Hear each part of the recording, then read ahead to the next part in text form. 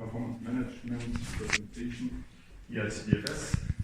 My name is Christoph Czech. I'm head of operational performance management at DFS. And today we will run through different levels of performance management. Maybe just a few words from my side. So I've been working for DFS now for 25 years. The background is an aeronautical engineer and also a master in business administration. And now for, I would say, 12 years, I'm responsible for the performance management at DFS. So let's see, let's have a view on the agenda, on what we will tackle today. And the first point, let's see it as an introduction, then to come to the core part of the presentation. So we will talk about the performance management process at a general level, at a global level, just as an introduction to start where you have already been last week at ICAO level, and then come down to the European level, FABEC level, and the DFS level. Here it is also shown, so we have this international level ICAO, we will start there, then the European level with the European Union, the regulation, Eurocontrol plays a major role there from an operational side, and then regarding future projects, innovation, we have the CESAR consortium, and the FABEC level, you will see it's more inside Europe, it's closer cooperation with other ANSPs, with Belgium, Netherlands, Luxembourg, France and Switzerland. So here we work also closely together on the field of performance management. And then the core part of my presentation will be about how we handle operational performance management within DFS, and also something that we have been working on more intensively the last 4 years. It's data analytics in close cooperation with performance management, which helps us to run analysis. Okay for you? Very good. So let's start with the first introduction. So you have certainly last week been talking about ICAO Doc 9883, the global performance manual, more or less, and here you have, let's say, this general process on how to define and apply such a performance-based approach in your ATM context, and with a generic ATM performance framework and set of key performance area. So that's the starting point, but then you have to ask yourself, what does this mean for me, for my company, for my country, how to define our own performance framework and so on. And that's what we want to go through now. So this general process, it's a 3-step approach that is described in there. So you start first of all with the ATM community expectations. So what does that mean is mainly the requirements, of course, from the airspace users. So there are different airspace users. You have the civil, the military airspace users, and so on. And they have to be translated into performance targets. So you have to make your performance measurable through data and define key performance indicators to measure them. Then, and this is a continuous process, you will assess your performance, so your current performance, but also your future performance, and see where you can identify performance gaps. And this will then, in the third step, help you to optimize, so to close these performance gaps. So this is a very generic approach there that you run continuously. Of course, you ask yourself continuously also, are there new expectations, new requirements to be translated into targets? But this is really the recurring process. Just to know what we're talking about, I would like to define or to set some definitions here. When we're talking about performance, there are a lot of buzzwords that we're talking about. So you have, for instance, the performance framework or scheme that is used here. So that's the definitions of objectives, especially key performance areas, key performance indicators here. So that's the performance scheme. Then the performance monitoring that includes the reporting also on performance, and it's also a recurrent process where you continuously analyze your performance and see how it evolves compared to the targets. Performance planning, it's more looking into the future and based on your project portfolio, also define what will be the performance evolution in the next years and what will be then the gaps you expect over the next years. Should switch that off, but sorry. Then we have, this is also driven by the performance assessment here, so I jump to this one. Performance assessment is really when you have your project portfolio to assess the performance benefits of each project and then sum it up and see how capacity will evolve, how environment KPIs will evolve, and so on. Yeah, the target, I think it's self-explaining for each of the indicators. And there we will see that we have key performance indicators and we have key performance indicators. So it's PIs and KPIs. And for the KPIs, we define performance targets. And then we do that mainly at European level, but not only. We have performance benchmarking. So we look at the performance of others. You have to be very careful there. Some things are comparable, some are not. And try to look at best practices and see how other work to improve our performance. If I just may, so you may recall we elaborated a little bit on the difference between key performance indicator and metrics, for example. And as you just put it, to have a KPI necessarily means to link it with the target, right? So there must be an objective, as Christoph just said. And I'd like to remind you to raise questions as they come across your mind. He's a super expert and ready to answer any questions. Okay. Let's move on. So in the context of ICAO, and that has been taken over then also in the context of CESAR, you have 11 key performance areas that have been defined. Yes? So including also some that we don't use on a daily level, like participation, meaning you have different airspace users, not only civil military, but in the civil you have of course general aviation and so on, or even more, and that's tackled here. And I would like now to go on to those that are relevant for the European regulation that has been chosen. So we have safety, we have capacity. Here it's called cost effectiveness, but then they have translated it to cost efficiency, which is more or less the same, and then environment. So these are the four that we will focus on on the next slides. Again, just a second again. Yeah. Sorry for the no. But I think it would be worthwhile to relate to what we have discussed before, right? So we just are about to doing these exercises, and you defined a number of areas, 7, yeah. And just to tell you that the DFS partnering at European level is pursuing 5 only. It's 5 or 4? Four only. So it's a big company. We have a lot of money and whatever. Never enough, of course, yeah. But this is part of prioritization. Yeah? So there's no point in pursuing all 11 KPIs and defining numbers and numbers of KPIs for these 11 KPIs. So really focus on your issues at regional level. Yeah. Okay. I mean that doesn't mean that the other one we don't look at them at all. Mm-hmm. Like of course security is becoming increasingly important.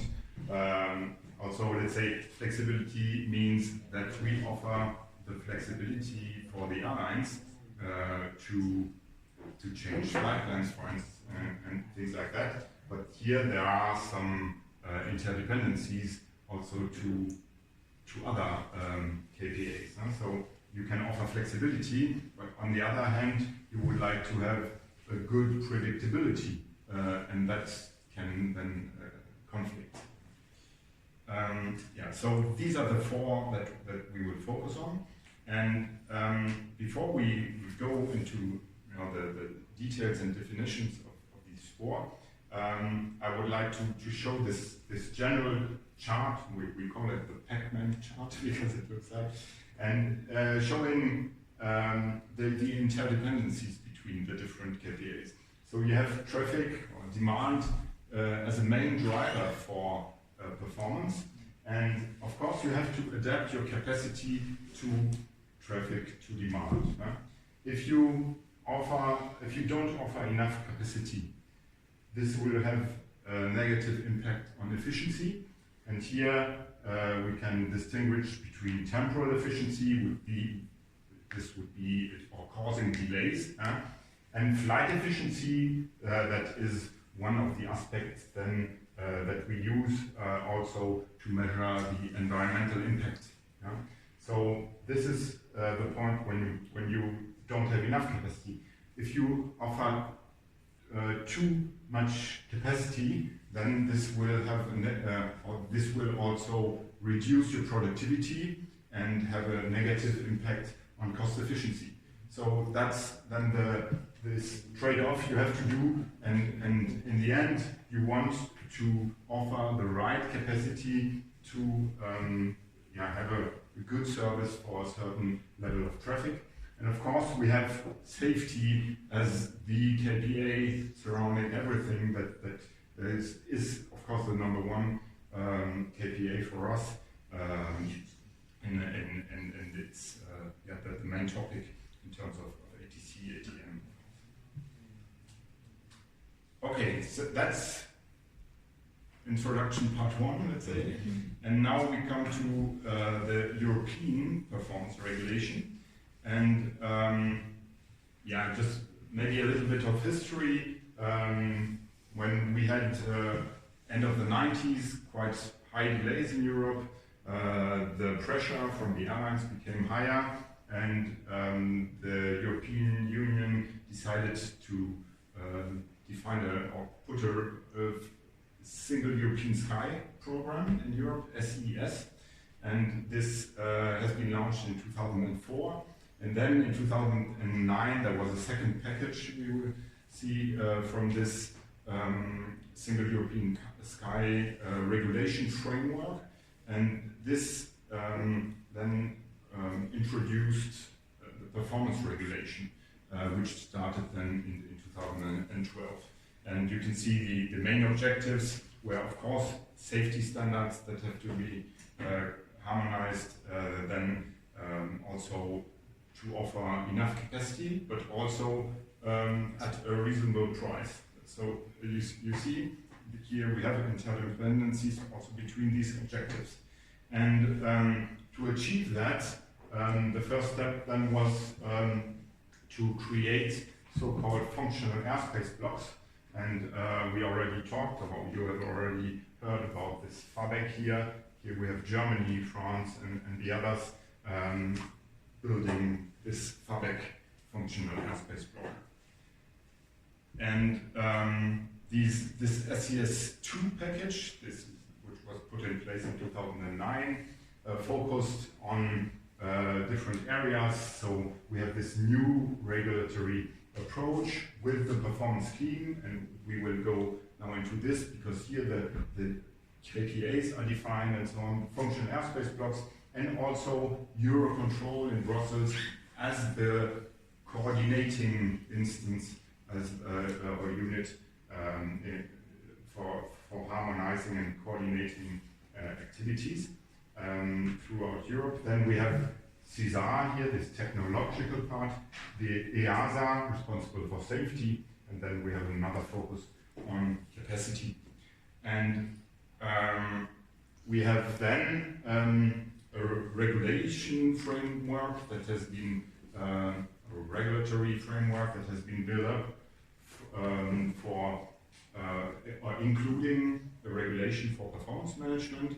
And the one that is applicable now is this implementing rule 2019-317, where the performance framework for Europe is defined, including the KPIs, safety, environment, capacity, and cost efficiency. And then you have also further instances like in the context CESAR, R&D, where you also use then for performance targets to drive your research portfolio, to validate it, and then from this research and development area, you come into the deployment area. So there is the CESAR R&D and the CESAR deployment level, and there this comes back into regulations, which, let's say, forces us to implement certain new ATM functionalities. So, and all of this is driven by a performance approach to make sure that we will improve our performance in the future. One question? Yeah. Regarding the European Union performance and charging scheme. So actually, European Union, they have official document about what performance you have to achieve. Yeah. Right? And Exactly. that performance will be expressed in terms of the level of safety, the level of cost efficiency you have to achieve, right? And they also have the mechanism to monitor for performance, right? Exactly, but that is not done by the European Union itself. It is supported by a certain department of Eurocontrol also to do this. Also, all this monitoring comes, of course, from the operational part, and there is a support to regulation coming from Eurocontrol. The performance review. And one question on our topic. So the charging scheme will be in principle that if you achieve that performance, you can apply this specified charge for the airlines, right? If you don't meet the expected performance, you cannot charge them as my basic one.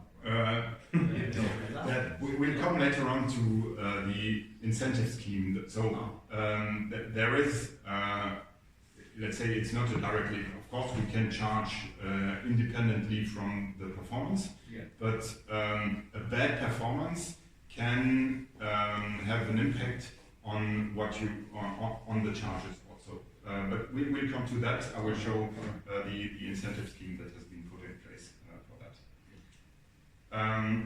So that sets the framework for us, and here's just for you to see how this is planned. So we started in 2012 with the first reference period that for, let's say, as it was the first one and there were a lot of things to test, it lasted only 3 years. And then we went into these 5 years periods. We had the RP2. For the RP3, as you know, COVID were just starting at the beginning of the RP3. We had to revise the performance plan for RP3. So we had a second revised performance plan then starting in 2022. And now we just started with RP4 in 2025. And we are already talking about RP5 now because after the performance plan is before the performance plan, and the regulation here I showed, this has been developed originally for RP3. It has not been changed for RP4, but certainly it will be for RP5. So here you can see again, these 4 performance indicators that have been defined at European level as the relevant ones. And in each of these key performance, or for each of these key performance areas, some KPIs have been defined. So these are the indicators or the metrics where you have targets defined. They are shown in green here. And then you have some additional indicators that are also defined in this European performance scheme that helps you to monitor evolutions without having a specific target on it. Yeah. So for safety, we talked about the effectiveness of safety management. So this is a concept where in different pillars we measure the maturity of safety management for a certain NSP, but it also includes some aspects of the maturity of the NSAs, of the National Supervisory Authority. And then we have some indicators like the rate of runway incursions for airports or separation minima infringement, but more as PIs to see the evolution. Here we also in the past reference periods had harmonizations that we make sure that we measure these separation minima infringements in the same way in Europe, which was not the case, let's say, 15 years ago. So that's basically safety. Then we have environment, and here we look mainly at the horizontal en route flight efficiency. So that compares the actual trajectory with the great circle trajectory. And you do it for the actual one, but also for the last flight plan. Yeah. You had a question or no? No, okay. Yes. And so the main KPI is the comparison with the actual trajectory of an aircraft. But of course, it's only 2D. And we know that it would be interesting to look at 3D trajectory, because the main benefits or the main improvements we expect in terms of fuel burn optimization is in the vertical component. But of course, it's defining a key performance indicator always also a matter of being able to measure this metric.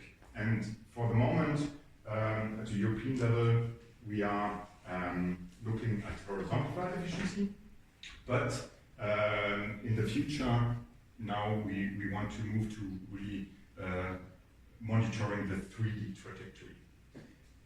We have then further indicators like the additional time in taxi out phase, but also in the terminal airspace. Then the use of continuous descent operations. So this is something already that looks also at the vertical component.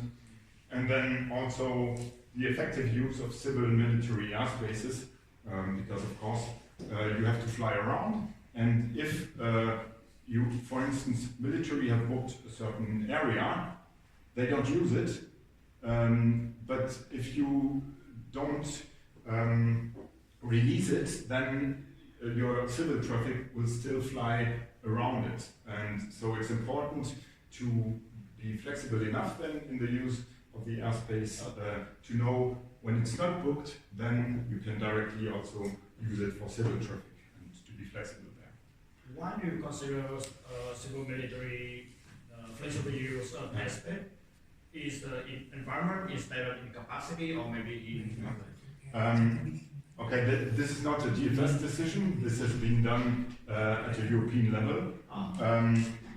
The reason for that is you can imagine that with an effective use of your civil military airspace, you will improve flight efficiency because aircraft will have shorter distances to fly, and that's the reason why.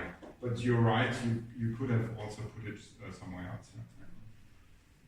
Excuse me, so all of the KPI and KPIs are decided by CESA, not from DFS, right? Not CESA, from the European Commission in the end, because in this implementing rule, I mean, it's like European law, and here all the indicators are defined. Mhm. So, but again, a great question. You may compare it.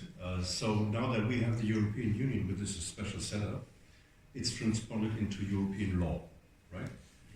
But this may equal the principle which has been or has to be applied at other regions, like your region, the APAC region, where performance ambitions are agreed at regional level. So this is our European regional level, and you have the APAC regional level, and what will be agreed there is binding. So for us it's a law, for you, as you have put it, you have to follow. Once it's agreed there, you have to follow, right? So you may compare it. Yeah. And the other good thing is you put, when we talked this morning, you choose civil military as one of your areas of priority in terms of like, so the seventh one. Yeah. You can think twice. There are so many approaches, like Christoph is promoting here what we have decided at the European level. It will very much support the environmental key performance area. Yeah, and then it's just a PI. It's no longer a key PI. You would define a key PI for environment, and this would be just, let's call it an enabler. Yeah. Okay. So there are so many approaches you can take. Yeah. Whatever suits you best. So let's move on to capacity, and there we look at, based on the ATFM delay, we look at the average minutes of ANS related en route ATFM delay per flight, and that's one of our main indicators. As long as there are some capacity bottlenecks in Europe, and as we are in a phase where traffic is increasing in many areas, we are already above pre-COVID levels, and therefore this is a very important one. So the first one is focused on en route delays, and the second one is focused on arrival delays, meaning if you have bottlenecks at some airports, you can also regulate this airport, the arrival flow to this airport, and then this creates delay. I don't know if you are familiar with air traffic flow management delay, in contrast to IATA delay, which is something different. Yeah. ACM is the ATFM. head of ATFM, right? Okay, so you know that it's not the real delay that the passenger experienced, because it's a virtual delay comparing the calculated takeoff time with the estimated. So in the end, you can recover and fly faster, or even you get more delay when you arrive. This will not be reflected there, but the big advantage of this KPI is that it's easy to assign to who is responsible for it, because it's always a certain airspace or certain airport that is regulated. And you can also, when you define regulation, add a certain reason with it. So you know, was it weather related, was it staffing related, was it because of some military exercise, a special event or something like this. Yeah, you have then slot adherence as a PI, showing or monitoring how your slots, so I talked about the calculated takeoff time. You have 5 minutes before, 10 minutes after you are allowed to depart, and the slot adherence looks at how these slots are adhered, and how close you are to these slots, within your slots when you really depart and want. And then we have pre-departure delay also per flight. This is linked to the IATA delay then, and so you need a certain clearance process, because we'll have 1 or 2 slides later on the IATA delay. There is, it's more difficult really I would say, to assign it to the real reason, because, and that's why you need a clearing instance then to have a view on this assignment afterwards. And then in terms of cost efficiency, we look at the determined unit cost for en route and for terminal area. What's behind it are not the user charges, but the unit rates. So we have a target on the unit rates, but between the determined unit cost and the unit rates, you have some further effects coming on top. That's why it's not one-to-one the same. Just for instance, so-called carryover effects.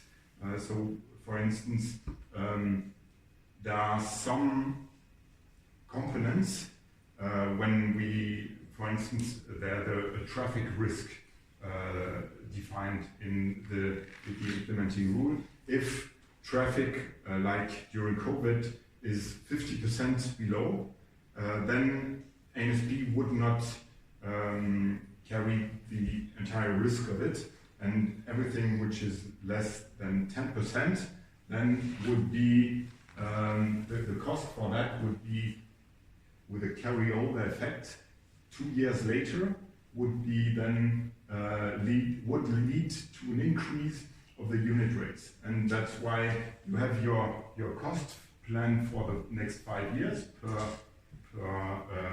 service unit.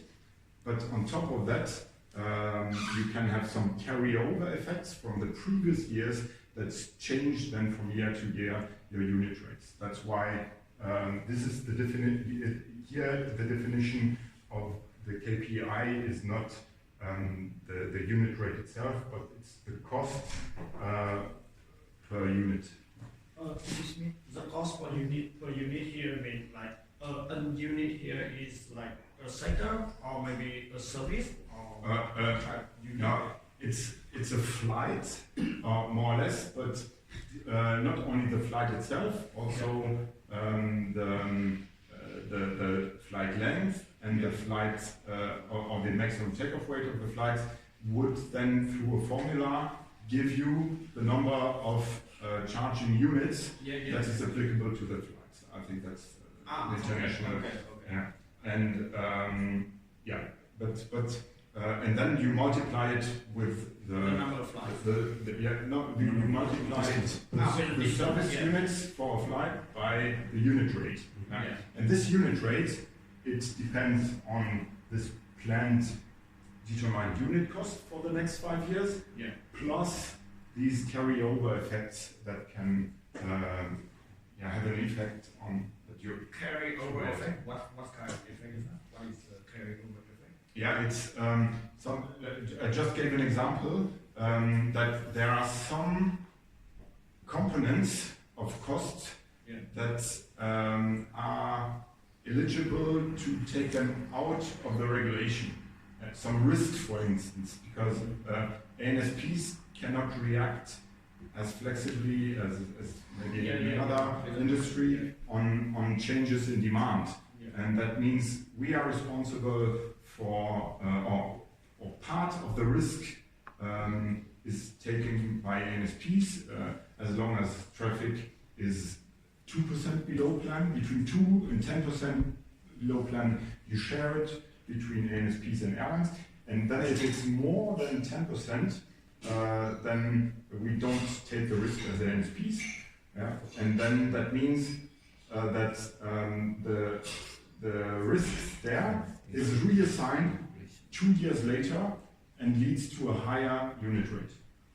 But you really redistribute the risk still to the airlines, but maybe some years later. Absolutely. But not back to the government. No. So the airline has to pay anyway. Yeah, the airline has to pay. Will be charged anyway. And as Christoph just pointed out, this is, by the way, very very political driven. Also the definition of a unit rate. So then you discuss the traffic forecast up and down in order to also support airlines economic wise and so on. So if some, as he put, it's called the X+2 compensation mechanism, right? something happens, so you have planned for it, everybody does this cost planning, airlines as well, and suddenly something happens, the ASB is not responsible for. Let's make it more easy, right? It's very complicated, but to put it more easy. Then you cannot stand up and say, sorry, something happened, you have to pay double, because the airline is not prepared for it. And this is the mechanism to say, okay, but be prepared, in 2 years' time from now, you have to pay the 2 years old bill. What the difference, right? So you cannot like pass a bill to the government and ask, No. okay, European Union, please give us some money. No, it's the airline that will finance it. Oh. And now, like with COVID, the gap was so high that usually you have this N+2 mechanism, but there it was decided to spread it over 7 years because the impact on unit rates would have been huge otherwise. Okay, and beside that, we also look at the actual unit costs and for en route and terminal as a PI. Maybe raise a question, because this must be really hammered in your head, right? So what is the difference between the KPI and here you call it the PI, right? So what is the main difference from your perspective? KPI maybe is No, I'm asking you. I know. It's, Yeah, of course, the commitment is a different one.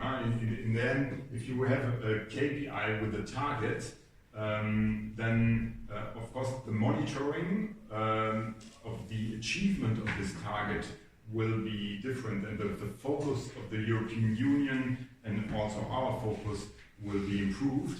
And of course, we have to provide explanation if we are not able to achieve these targets, and we have to provide some mitigating measures if we are not able to meet the targets, to show how in the future we will be able to meet the targets.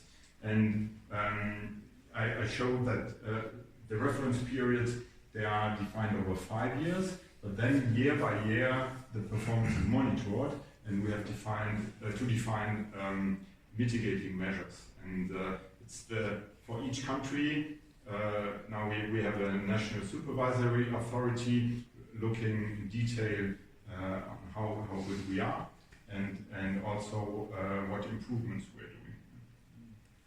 Okay, Yeah. very good. Thank you. Yeah, and just to show you that that the European performance scheme is evolving now for RP4, even though the implementing rule has not been changed. So meaning also the KPIs have not changed, but some additional PIs have been implemented in the context now of capacity, for instance, or in the context of environment. So we are talking, just to give you an example here on this throughput indicator we call it, because when you talk about delay, you never know whether delay was made or generated because capacity was too low or because traffic was much higher than planned. And here through this throughput indicator, you measure how good, when you have made delays or generated delays, how was the throughput offered, how was the capacity offered through a certain sector. And this is something now through a new indicator that we are monitoring, just as an example. Yeah, but very good. Again and again, sorry, Chris, but again and again, you could call it a metric as well. So this metric supports you in assessing, yeah, and then you understand where's my problem, right? And as you put it so perfectly, there's no target. It's not linked to a target. It's just helping you to understand your performance. Exactly. And the KPI must be linked to an objective, to a target. Okay. Yeah, and it's very important, and that's the key objective is really when you have an evolution of your metrics to understand the rationale behind where the effects of the drivers leading to this change. Huh? And that's why other additional metrics can help there. Yeah, same for environment there, as the European Union and all the stakeholders know that looking only at horizontal flight efficiency is not enough. Now we are going very much in direction of vertical flight efficiency, And the point is now the maturity of calculation there is not at a point here, and also the experience we were able to gain with this indicator is not good enough to use it as a KPI, but now through RP4 it will be a PI, and then maybe for RP5 then it will become a KPI. And yeah, so instead of looking only at continuous descent operations, for instance, we look at the vertical flood efficiency over the entire descent, for instance. So just an example to show that it's continuously evolving. And there are some dashboards, some official dashboards of the Eurocontrol.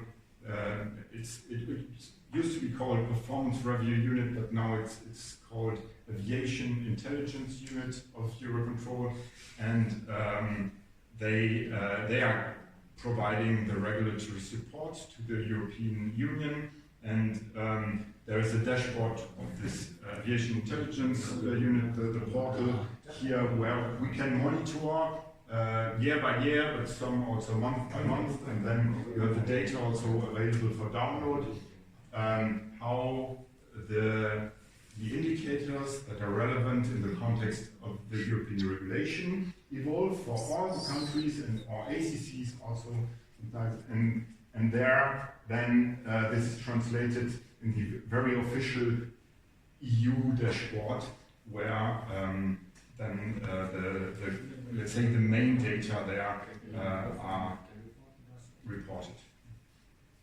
So this is, here you have a few more details, and this is really the one, then the figures that are in there, these are the official ones that tell everybody whether you were able to meet your target or not.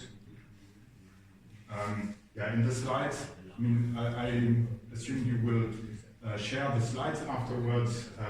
You have the links also to these different portals. Yeah, you get the presentation with the documentation package, okay. right? So then it gives me the document package will include the European Council regulation and like for example 5-year performance target.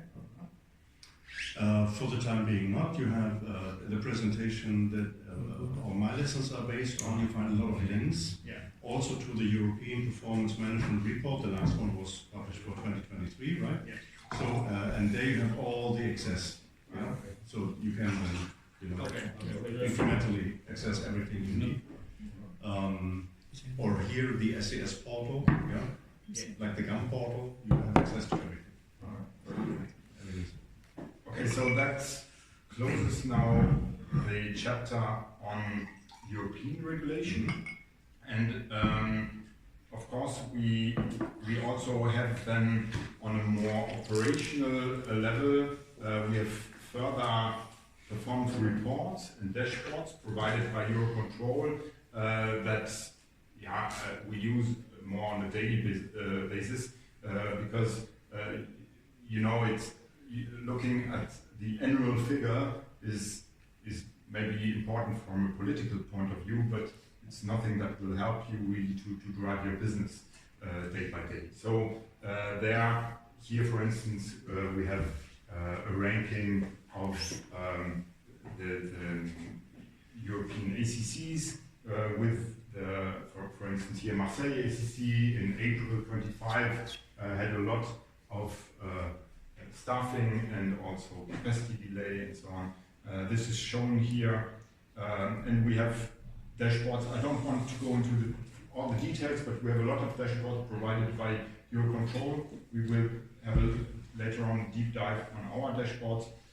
Here this Fathom dashboards, where one is looking back 35 days, the other one 14 months even. We are able to analyze and filtering by let's say aircraft operator or group and so on, or by market segment, or looking only at the low-cost carriers, how the performance also, so it's not done only for NSPs, it's done also for airlines, how good the performance was in terms of punctuality also and so on.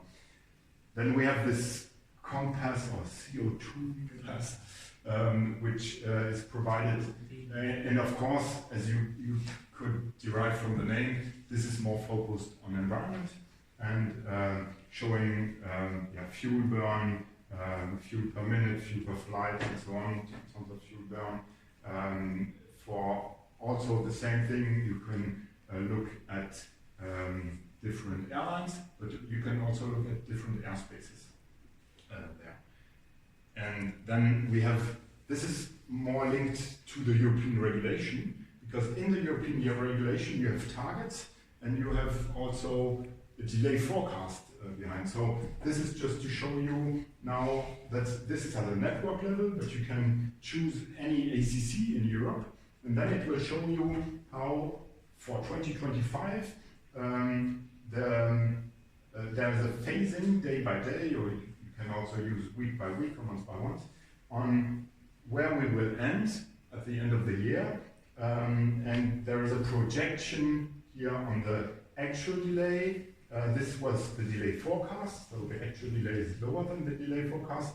But this in blue here is the delay derived from the targets. So this year we have to achieve 0.9 minutes per flight. That's the European target. And as you see, we are above, so at a European level. So, and then you are able to make a breakdown and see some ANSPs have are high performers, some are low performer, and so on.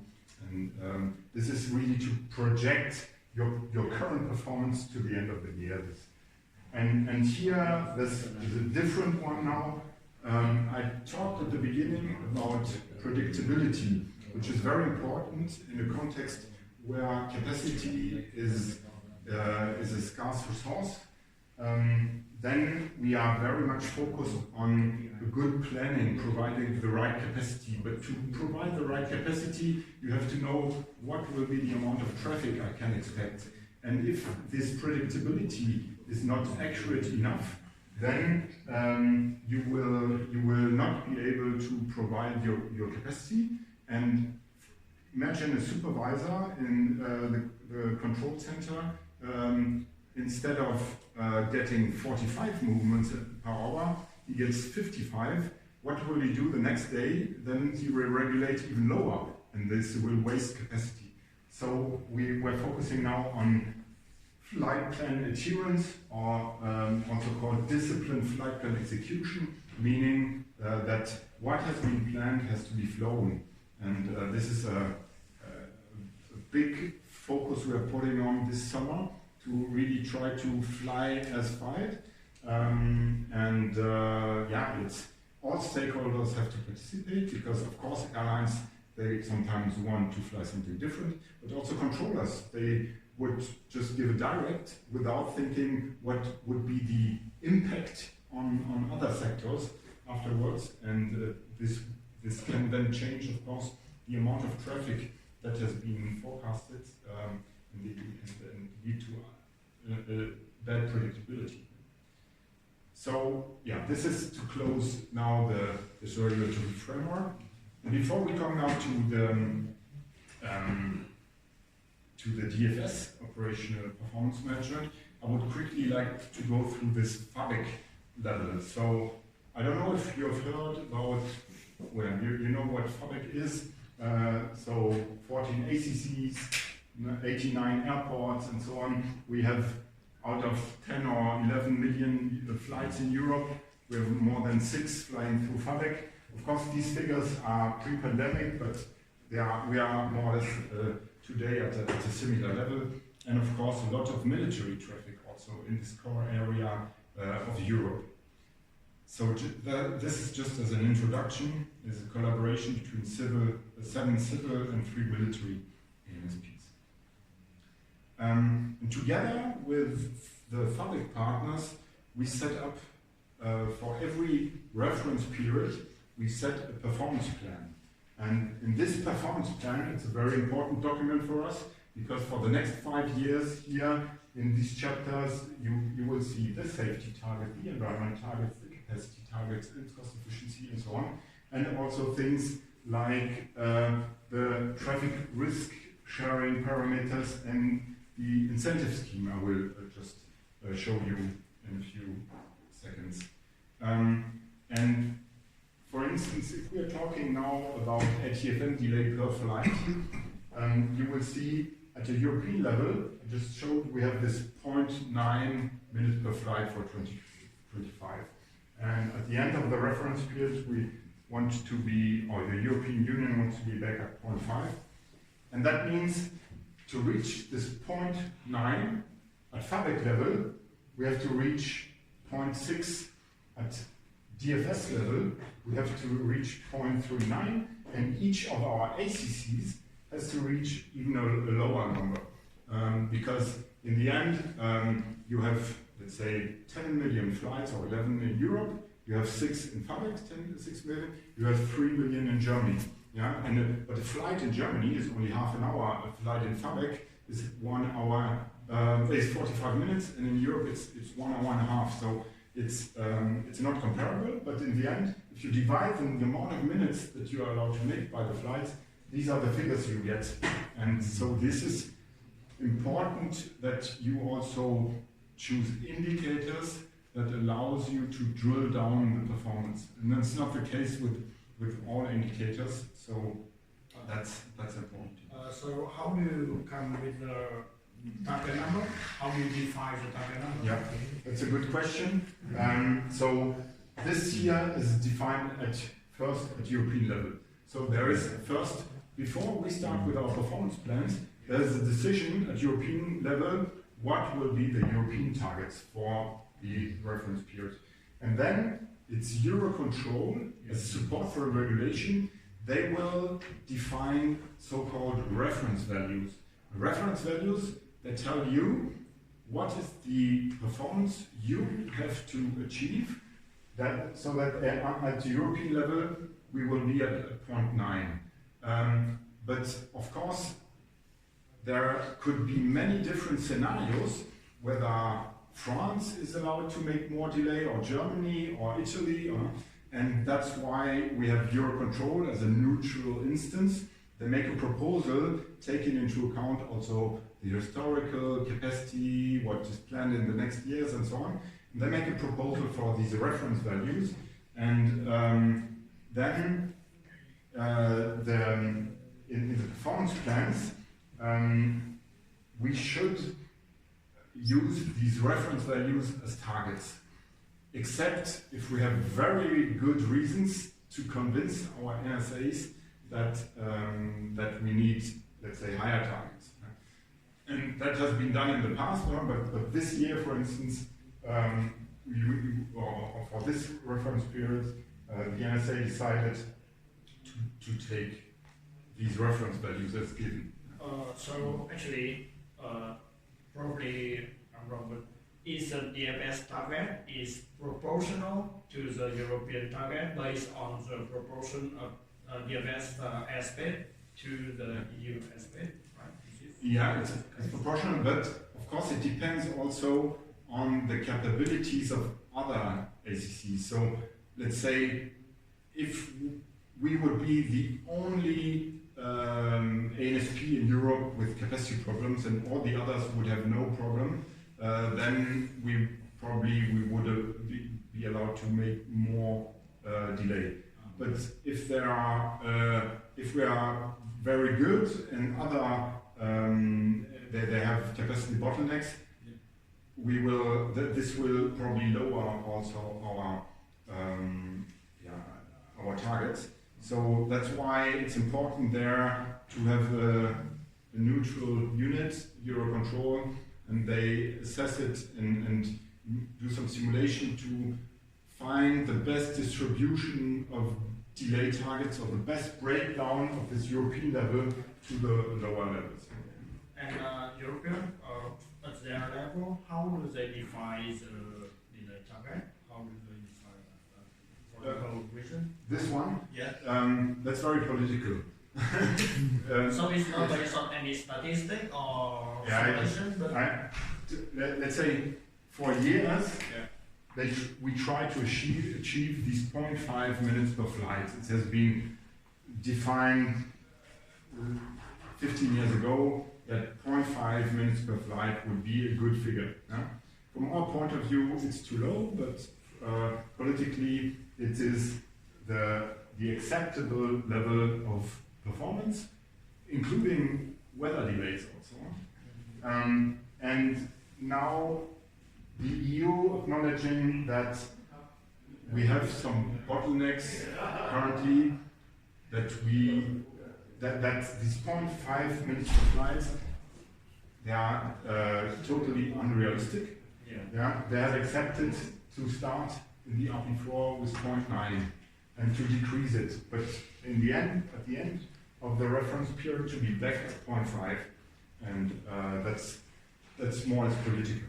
I understand. So actually, there's no like statistical or maybe any kind of calculation with this like political negotiation, right? Yeah, exactly. Wow. Yeah, okay. If I recall that right, so as Christoph told us, this regulations have been put in force in 2004, and the promise of the single European sky was, please correct me if I'm getting over it, but it was cut the costs by 50%. Safety 10 times fold, yeah, should go up, and there was something for delay as well. So it was three times as much capacity. yeah, 3 times more capacity. So, and this is so it's very much political driven, but it doesn't say no, null. It doesn't say zero cost, bring it down to something or 0 minutes delay. Yeah, because this is from an economics point of view there would be no point in it. Right? They're arguing that this is the cost optimum of delay. That's the point. It's a cost optimum. So we're talking about delay budgets. Ah, okay. Because having so some calculation inside. Having a delay of 0 minutes per flight would increase ATC costs. Having a delay of 1 or 2 minutes per flight would increase airline costs. And that's how they argue. Thank you. Okay. This is the target for environment. Here you can see the breakdown is not straightforward. So we have a higher target now at FABEC level and then at European level, and then a lower again at DFS. So this is just to show that the negotiation with your NSA, of course, also plays a role here. And this is I was talking about the financial incentive scheme, and for capacity we have a financial incentive scheme. So here you have the delay, the ATFM delay, and here you have your target. And for instance, so we call it pivot value, but it is the target of 0.289 minutes per flight. This is your defined target for, this is an example for 2027. So now you have a so-called dead band here between those two, and then where nothing happens. So if you are somewhere here at the end of the year, it's okay, you don't pay, you don't get a bonus, but you don't have any penalty.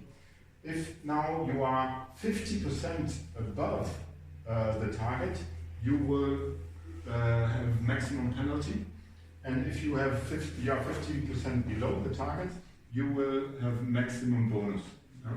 And what does it mean? And then this is step 1 at FABEC level, and then there is step 2 where this is distributed, where you have the overperforming and the underperforming ANSPs in the FABEC. Because this is done on FABEC level and then on ANSP level, and then it is distributed over the ANSPs. And what does it mean, a bonus or penalty? It means that a bonus for us will be a higher unit rate in 2 years. So that's also carryover effect that I was mentioning.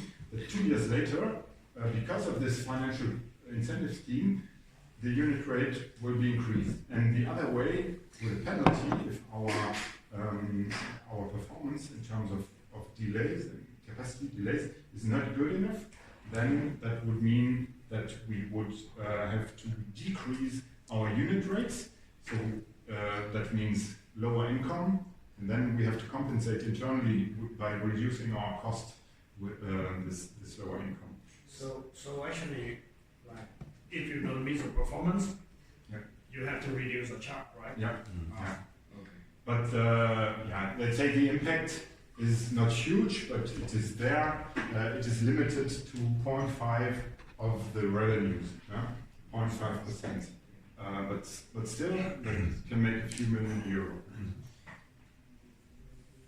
Okay, and then I was talking about the annual report. So we have this performance plan that is defined for the next 5 years, including all the targets. And then year by year, we have this monitoring report where we define where we put down the actual performance, but also all the mitigating measures. Year by year, they are monitored by the National Supervisory Authority and then collected also at the European level. And yeah, we also have some kind of dashboard, FABEC level. We will have now on the new FABEC homepage now in a few weeks. We'll have a new dashboard. That's the current one, where you can continuously monitor your performance at FABEC level. Yeah, that's just one example now, because later on we will come into our own performance dashboards. So yeah, that would now conclude, let's say, the third part. First part. Now we would yeah, start with DFS operational performance, Yeah. and maybe it would be a good. Yeah, I think we do a break now. I- Yeah, we do a small break. We have an espresso or a cigarette or Yeah. whatever is most suitable, and we will walk a little bit. But at this point, do you have any question? Because this was kind of overwhelming, right? But yeah, any question? Excuse me. Back to the KPI previous, maybe two previous slide about. I can see 3 level. The previous one. This one? Yeah. Yeah. Still the previous. Okay. So I can see here is a 3 layer from Eurocontrol to DFS and then the ICC. So four. Yeah, for No, 1, okay, 2, but- 3, and then 4 the ACC. Yeah. I'm just wondering about the way you divide it into each ACC. For DFS is 039 and then down to the ACC. How can you divide? How can you decide it for each ACC? For example, in safety field we have the acceptable level of safety performance. So for each PI we can divide it. For example, for each unit we can calculate, and the total will be the maximum of the VHM. But it's different here because I can calculate. It's not. Yeah, because the reason is here we're talking about delay per flight.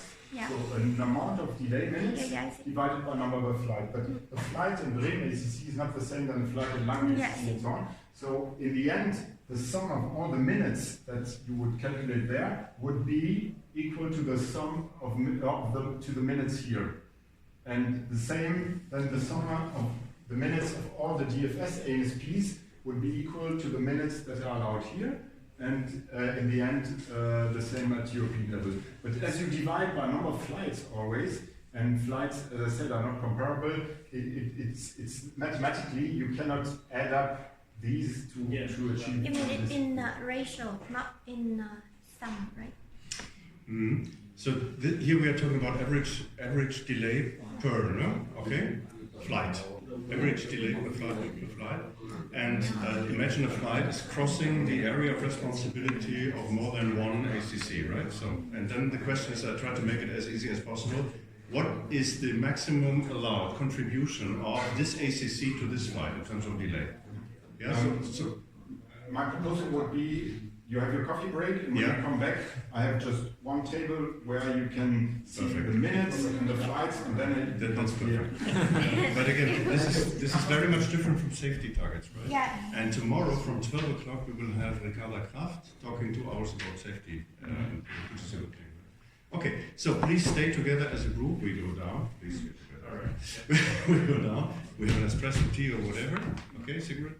And then we shall be back at, let's say, whenever you have 15 minutes. Okay.